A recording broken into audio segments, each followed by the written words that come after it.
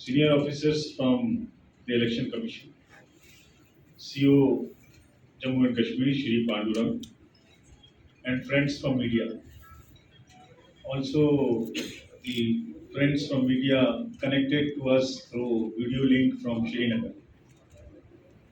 आप सभी का इस प्रेस वार्ता में स्वागत है और चुनाव आयोग की तरफ से सर्वप्रथम हम जम्मू कश्मीर के सभी वोटर्स को अभिनंदन करते हैं और उनसे अनुरोध करते हैं कि हमारे आने वाले चुनाव में बढ़ चढ़कर हिस्सा लें।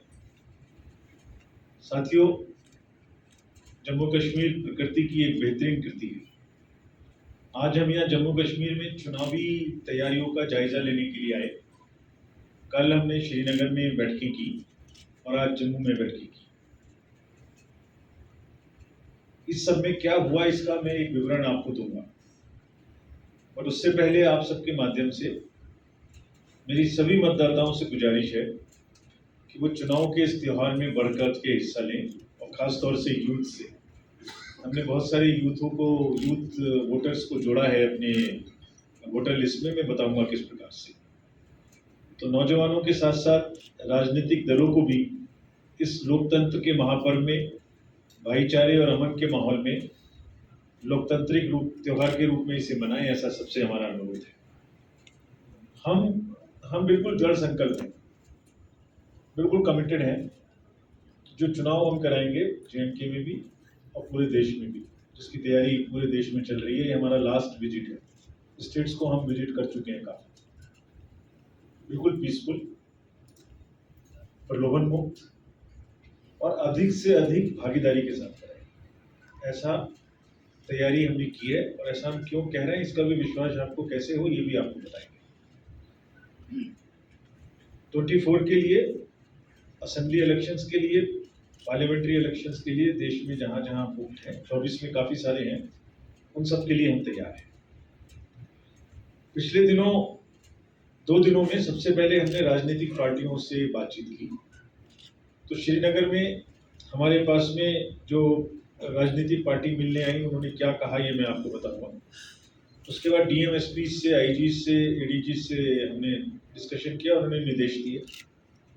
उसके बाद में जितनी एनफोर्समेंट एजेंसी है, सेंट्रल गवर्नमेंट और स्टेट गवर्नमेंट की, उनसे आज जम्मू में मीटिंग की और फिर CS DG और उनके सारे साहिबान से मुलाकात की।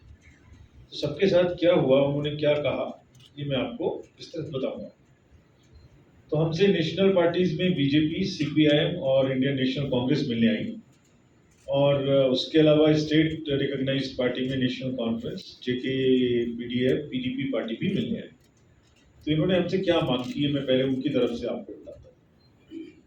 पार्टीज का कहना था कि चुनाव बिल्कुल निष्पक्ष और पारदर्शी तरीके से कराए जाए, उसमें भेदभाव ना हो। कुछ पार्टियों को ऐसा सोचना था कि प्रशासन एक तरफ कार्य कर सकता है, इसलिए ये निश्चित किया जाए कि वो लेवल प्लेइंग फील्ड सुनिश्चित करें। उनका ये भी कहना था, लगभग सबका, काफ़ी लोगों का, कि हालात ठीक होने की वजह से पीपल्स रिप्रेजेंटेटिव को सामने आना चाहिए, लोगों का जो बीच में नुमाइंदे हैं उनको रहना चाहिए, अवामी हक मिलना चाहिए और चुनाव जल्दी से जल्दी कराए जाने चाहिए। चुनाव में लेवल प्लेइंग फील्ड मैंने बताई शुरू हो। पार्टीज का ये भी कहना था कि जो सिक्योरिटी का अरेंजमेंट कैंडिडेट्स को या पॉलिटिकल पार्टी को मिलता है, तो सबको समानता से नहीं मिल रहा है। कुछ पार्टी को ज़्यादा मिल रहा है, कुछ को उतना नहीं मिल रहा है। वो भी उन्हें सबको मिलना चाहिए ताकि वो खुल के अपनी कैंपेनिंग कर सकें। उन्होंने कुछ ऐसे भी अपने तजुर्बे साझा किए चुनावों के संबंध में, जो DDCA के चुनाव के समय में आए थे, जिसमें उनका कहना था कि लेवल प्लेइंग फील्ड नहीं हो पाई थी, बहुत से कैंडिडेट्स को निकलने नहीं दिया गया, इस टाइप की चीज़ें उन्होंने हमसे कही। एक नेक्स्ट पॉइंट उनका कहना था कि जब हम कुछ परमिशंस लेने जाते हैं या सुविधाएं लेने जाते हैं, तो उसमें डिस्क्रिमिनेशन का स्कोप प्रशासन के पास रहता है। तो हमें सबको बराबर समानता के साथ में सुविधाएं मिलनी चाहिए। कुछ पॉलिटिकल पार्टी का ये मांग था कि जो माइग्रेंट्स हैं उनकी व्यवस्था की जाए, वो जहाँ भी हैं कैंप्स में, उनको अच्छे से वोटिंग कराई जाए। उनकी वोटिंग परसेंटेज कम होती है। उनका कहना था कि जम्मू में भी हैं, दिल्ली में भी हैं और श्रीनगर में भी है। एक मांग ये भी थी कि जो पार्लियामेंट्री कॉन्स्टिट्यूएंसीज हैं उनका चुनाव एक ही पार्लियामेंट्री कॉन्स्टिट्यूएंसी का एक ही चरण में कराया जाए, अलग अलग चरणों में ना कराया जाए।